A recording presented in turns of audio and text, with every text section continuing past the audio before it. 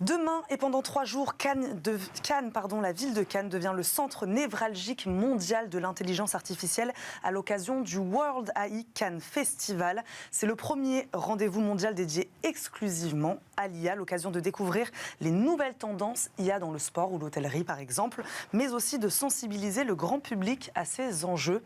Nous en parlons aujourd'hui avec David Aubron, il est responsable des conférences du festival, il est avec nous en visioconférence. Bonjour. Bonjour. Merci beaucoup de nous accompagner à distance. David Aubron, je le disais tout à l'heure en préambule de cette émission, il a lieu en France, ce festival. Qu'est-ce que ça signifie et qu'est-ce que ça renvoie que ce rendez-vous mondial de l'IA ait lieu ici, chez nous ? En fait, c'était vraiment une volonté à la fois locale et nationale d'avoir un événement qui reflète les questions d'IA en France, de montrer un peu ce que faisaient les acteurs, parce qu'on est des acteurs vraiment très intéressants.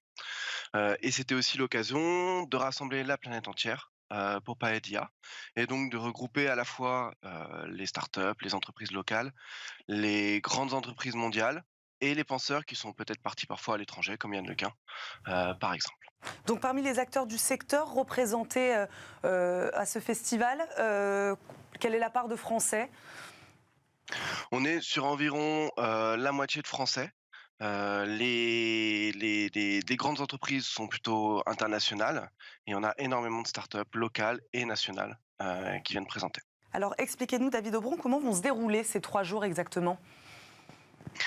Donc on aura 2 premiers jours qui seront plutôt orientés B2B, donc plutôt orientés vers les professionnels, avec à la fois une exhibition assez classique avec plus de 200 stands, des conférences avec plus de 300 speakers, des workshops, des ateliers, des pitch startups, et également des zones expérientielles où les visiteurs pourront un peu toucher du doigt l'intelligence artificielle, ce qui est un peu rare parfois parce qu'elle est souvent cachée derrière les algorithmes, et pouvoir un peu toucher les robots, comment est-ce que l'intelligence artificielle fonctionne sur 5 zones: le sport, les robotiques, la réalité augmentée, tout ce qui est nourriture et hospitalité, ainsi que les ressources humaines. Et enfin, on aura un dernier jour, un jour B2C ouvert au grand public, où là, l'idée pour nous, c'est d'évangéliser ce grand public à l'IA, qui ne la connaît peut-être pas assez, même si on en parle assez en ce moment, pour qu'il puisse se rendre compte de ce que va être le monde de demain. Pourquoi c'est important de l'ouvrir au grand public et qu'est-ce que vous avez prévu justement sur cette 3e journée pour encourager la réflexion, l'apprentissage autour de l'intelligence artificielle ?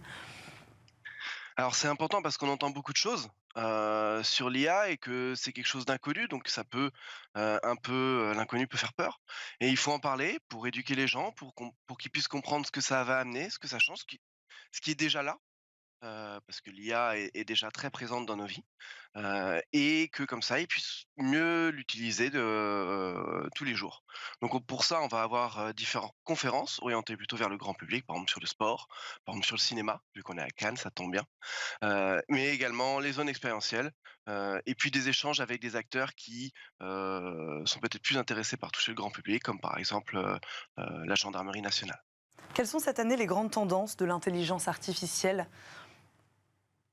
Alors la grande tendance dont on a beaucoup entendu parler, c'est ce qu'on appelle l'IA générative. Alors on entend beaucoup parler de ChatGPT, donc c'est de l'IA générative pour le texte, mais on a eu aussi beaucoup de l'IA générative pour les images. C'est vraiment la chose qui a marqué l'année. On parle désormais d'IA qui vont créer des vidéos ou créer des voix par elles-mêmes, et ça c'est vraiment quelque chose qui à la fois fait peur parce que on parle beaucoup de remplacer le travail des gens, mais en fait, c'est vraiment intéressant parce que ça ouvre des potentiels nouveaux et créer énormément de nouveaux emplois. Thierry Sala, vous pouvez donc être rassuré puisque vous êtes dans les tendances de l'intelligence artificielle cette année. Exactement, le momentum est bien pour la Madrid puisque nous on est, comme on dit, IA for good. Et c'est vrai que c'est un vrai séisme aujourd'hui. Un séisme positif, puisque ça met dans le prisme, dans l'œil du grand public, ce que c'est une IA générative, donc l'IA de discussion. À un tel point que aujourd'hui, face à ChatGPT, quand OpenIA l'a sorti, on a gagné 7-8 ans par rapport à ce qui était prévu.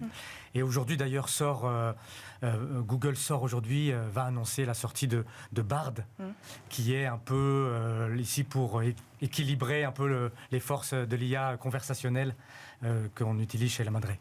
Les tendances, les 5 zones thématiques, j'aimerais qu'on revienne là-dessus aussi, David Aubron. Elles sont censées quoi, représenter les secteurs dans lesquels les cas d'usage sont les plus nombreux, c'est ça ? Non, pas forcément, parce qu'il y a beaucoup de cas d'usage en fait qui sont un peu intangibles, dans la banque, dans la finance, dans l'industrie. L'idée, c'était de permettre aux gens de voir ce que c'est que l'IA, parce qu'en fait, quand vous utilisez votre smartphone tous les jours, vous avez de l'IA.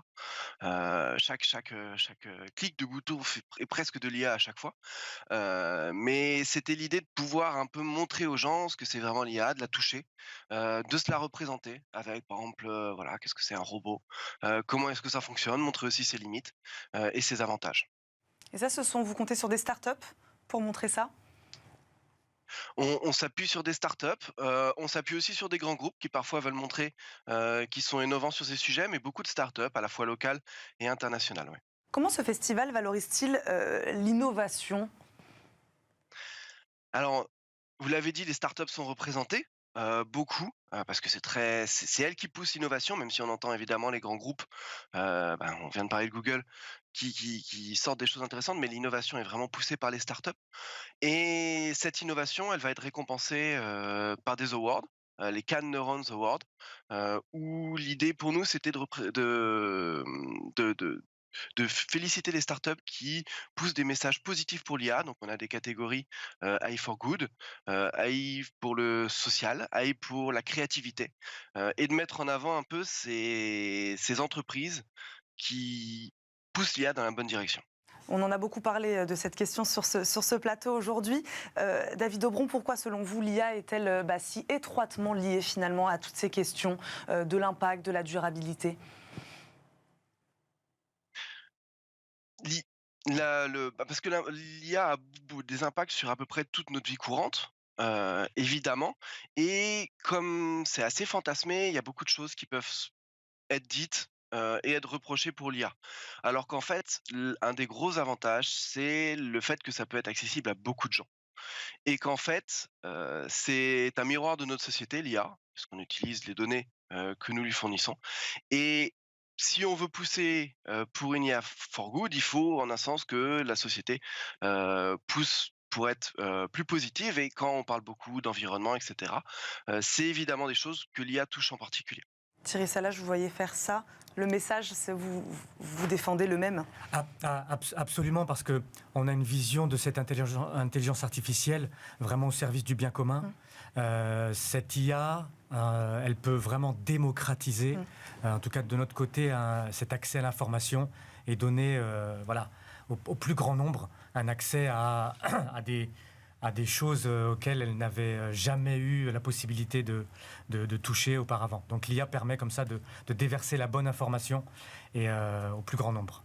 David Aubron, on va terminer là-dessus. Est-ce que vous attendez du monde pour ces 3 jours ? Est-ce que vous avez une idée ? Est-ce que vous avez un objectif, une ambition ?